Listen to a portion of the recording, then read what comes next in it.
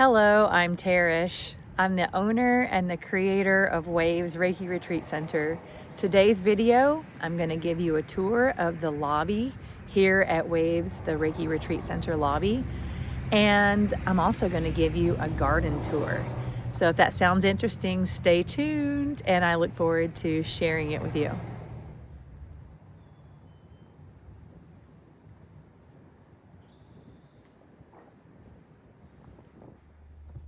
I'm here at the lobby of Waves, and I wanted to give you a tour of the whole facility, but today we'll start here in the lobby as we enter the front door. And this is where, if you come here for yoga classes, Reiki sound healing, or during your private retreats or the group retreats, the lobby is frequently used by everybody because we have this lovely foot massager that you can just slide your feet in and really enjoy a nice foot massage. And then right across you have your water and tea station, a place to hang your jacket, put your belongings, and also a place for your shoes. And we have like a community bulletin board, any classes, upcoming things, or other, related people's businesses I love to share. If there's community events, or if you are starting a new holistic business yourself, anything that kind of goes, please let yourself be welcome to come here and put your flyer up. And you'll see I'm right across from one of the most popular restaurants, and only restaurant in this town, actually, in Grayland. It's like the only restaurant. So there's always a nice energy around. I love it. Here's a bench in the beginning here of the lobby for you to take your shoes off if you need assistance. And the bean bags are a big hit. We have another bulletin board right over the vibration plate that I've placed here for myself and for you to use as well. Everything at Waves is something that I have loved in my, healing journey and feeling better. So I like to offer it for everyone. Right above the vibration plate are some photos of the journey of me creating my vision, because my vision to have a retreat center really started with my friends allowing me to set up a massage table in their gym. And I want to share just a little storyboard here. This is my very first business location in the corner of a big warehouse CrossFit gym. And so there's just a little bit of a business evolution here through writing and envisioning it and drawing out my ideas. And then here you have the sunlight infrared sauna. And as we move deeper into the lobby, you have a big library. So while you're here, if you want to pick from this broad, vast selection of great books, they're all important to me. If they've made it this far in my life, I've really intentionally held on to these books to share with you. And as you come over here into the sauna nook, it's a very private little space. So when you come in here, you kind of check out from the world and you go right into the sauna, and you're able to have this private experience here. And there's many settings such as relaxation, detoxification, cardiovascular, anti-aging settings, and you get to choose whichever sauna setting that you want. So I hope you've enjoyed this little visit here in the lobby of Waves Reiki Retreat Center. And now we're gonna just go right out the front door. So here's the front desk, and we have some local handmade jewelry by one of our close friends, Victoria. And then these are wildfire elixirs from a girl named Annie down in Oregon. She is so magical, and she creates small batch products for us to enjoy. The gas truck is across the street, so we're just gonna have that background noise possibly as we go out and check out what's going on outside. So this is the front door entrance of Waves. And then we'll go out and explore what's growing on out in the garden today.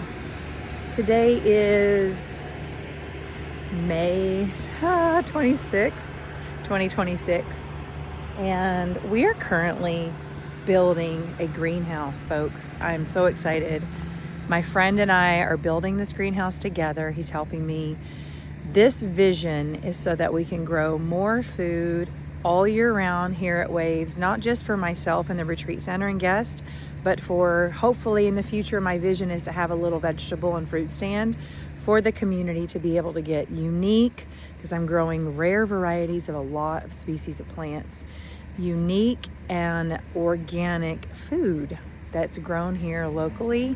And I think that this is just really going to expand our growing season and also offer another little living room option for retreat guests. So my vision is for people to be able to come here on their retreats, and there's plenty of places to relax and read and enjoy, but the vision for the greenhouse is that you come down, whether it's in your robe or your comfy pajamas, with your cup of tea or your cup of coffee and your notebook, and you get to sit surrounded by all the plants that are growing, and you get to enjoy the sight of the garden and the land, but you feel like you're outside, but you're just protected because it's the greenhouse, and it's kind of a fully functional patio, as you can say. Okay, next we're gonna go to the garden, and I've got many requests to see the garden, so finally I have great, beautiful, sunny time right now to show you. This right here that you're seeing is garlic. I have 3 garlic beds this year growing here at Waves. We have some rhubarb, and this is another garlic bed. This, my friends, here is the compost and organic material that I've made into dirt. So I collected sand from where I dug out the foundation for the concrete of the greenhouse. So the sand that I dug out there went here, the compost from my compost pile, and then some other organic material. So I kind of made more soil instead of having to buy some delivered. That's what that is, and I'm hoping that I can use that in my first planter beds that go into the greenhouse. Looking to finish the greenhouse within the next month or so, and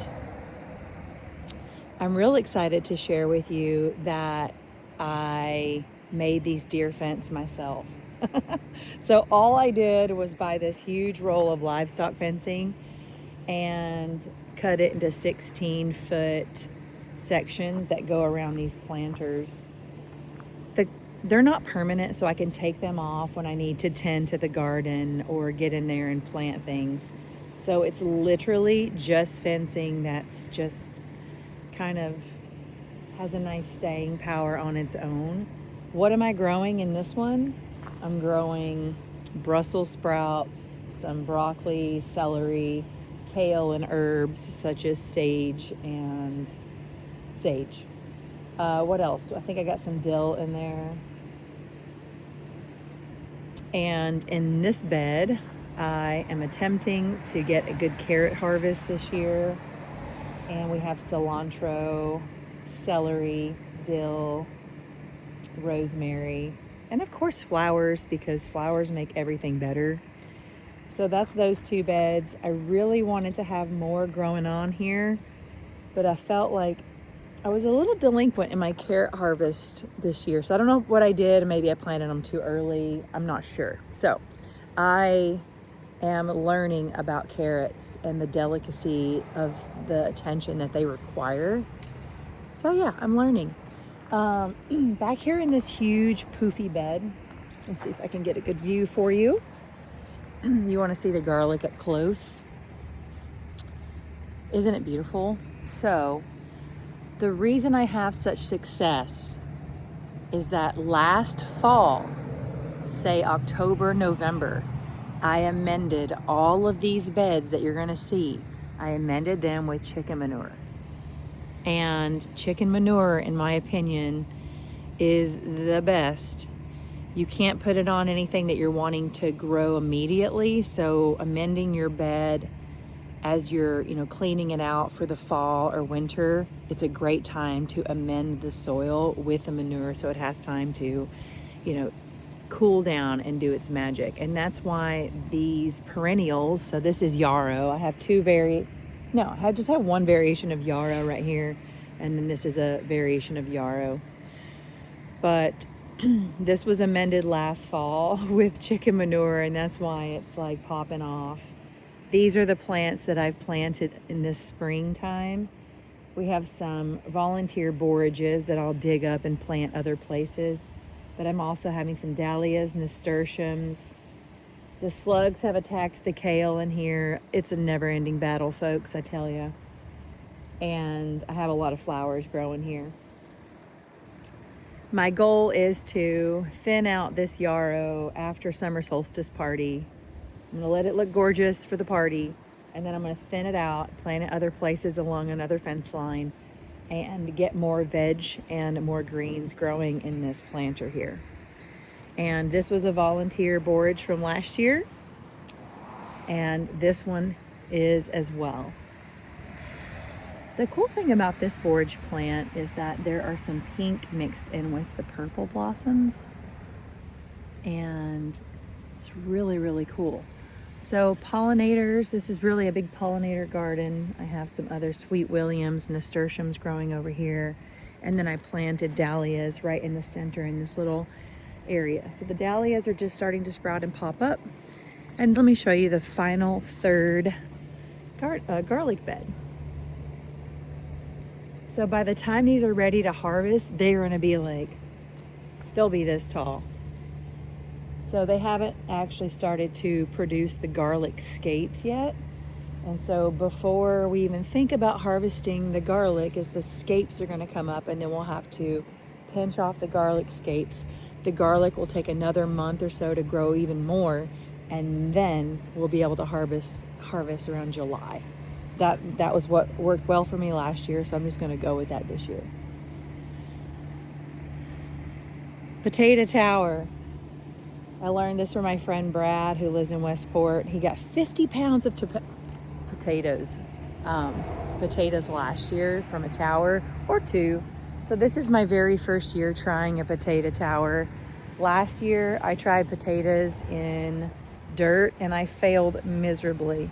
So this is my janky fence set up. So I got some chicken wire that I'm just kind of trying to take off my potato tower here so I can get in this part of the garden. That's my protection from deer fence that I've created here.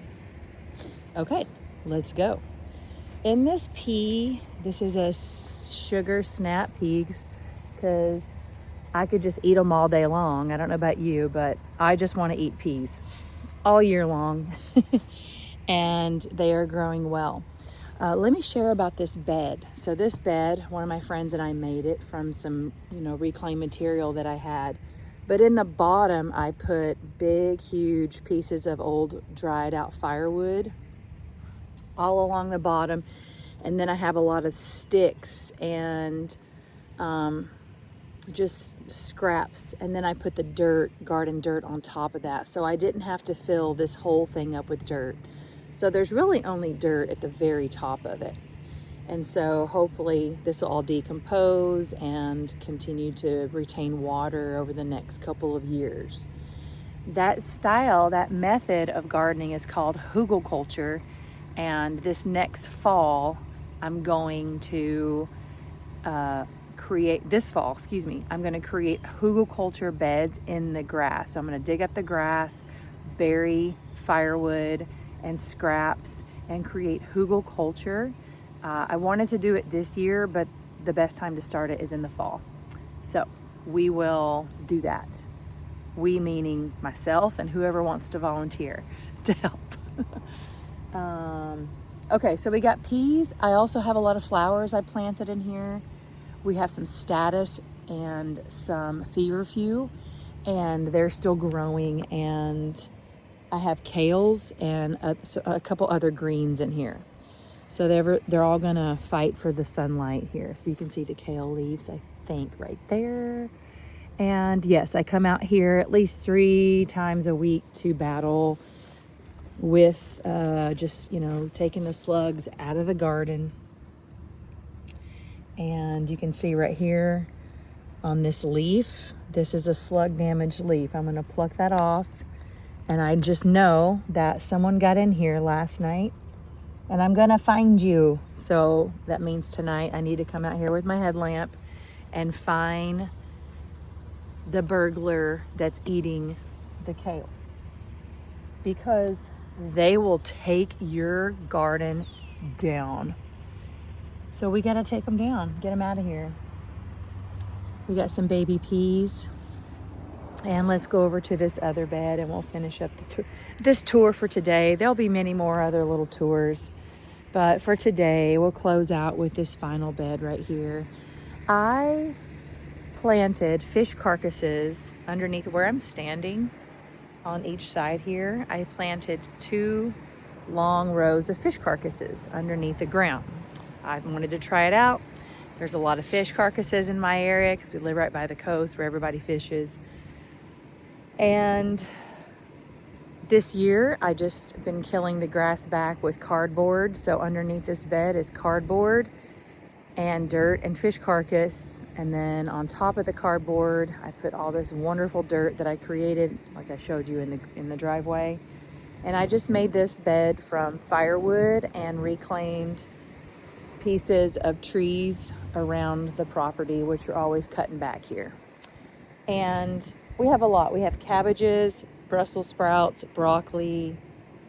There will be squash later on. The squash, I have them babied up in the garage. I will give you a tour of my grow area in the next video. We have tons of peas growing here. Tons of flowers intermixed with the veg. I really feel that the best vegetable gardens have flowers all in there to complement. And of course there will be some herbs, and my friends gave me some tomato plants. I planted those here. It still might be a little bit cold, but we'll see how that goes. The dahlias are slowly coming up. I randomly planted those throughout the garden where I could find space. I bought these snapdragons that you see in the garden. I bought those. I didn't grow those from seed. And the huge mullein plants, those big green fluffy mullein plants, they're biennial. So they are a 2-year life cycle plant. This is their 2nd year. They should have this huge tall stalk of flowers, and then the leaves are great for respiratory issues, lung issues, and I just think they're majestic. So I wanted them for the aesthetics, but also they're medicinal plants as well. Chard, we have some chard here. It's kind of growing slowly. And the chives I've had this is like the 3rd year I've had the chives. They are the most beautiful things, and I started them when they were small a couple years ago. And I did not know how beautiful they were going to be. I was using them for pest repellent, deer repellent, but they've become one of my favorite plants in the garden. So I hope you have enjoyed this Waves Lobby and quick garden tour today. And I look forward to sharing more of what we're growing here, what the mission is. And number 1 mission is to bring me joy. What I've learned in this journey is that we are meant to do the things that we love to do. And I have come to understand that I absolutely love gardening and growing plants and flowers. And when that brings me joy, then my vibration can be of service to whomever gets to be around me. And when you do the things that light you up, you are part of healing the world just by your joy, by your vibration. And I want to continue to encourage you to do the things that light you up, to do the things that makes you so happy, and it doesn't need to make sense to anybody else. You know, I wanted this archway for like 3 years, and I had failed the first time because all the grass was going around it and it was a slug hotel. But I didn't give up on my dream, so I finally have killed the grass back enough to where I think we're going to have a successful archway. And it's just the biggest joy to see things vine up and hopefully create this magical archway sometime. And yeah, thanks for letting me share one of my happiest places here on earth, which is my garden. And just know that if you live in this area, you're free to stop by anytime. This property is meant for the community. The land has been designated for healing, for helping us work through the things that we're working through. And I look forward to sharing more of what we're doing here and what's growing on in the next video. Until then, I'll see you soon.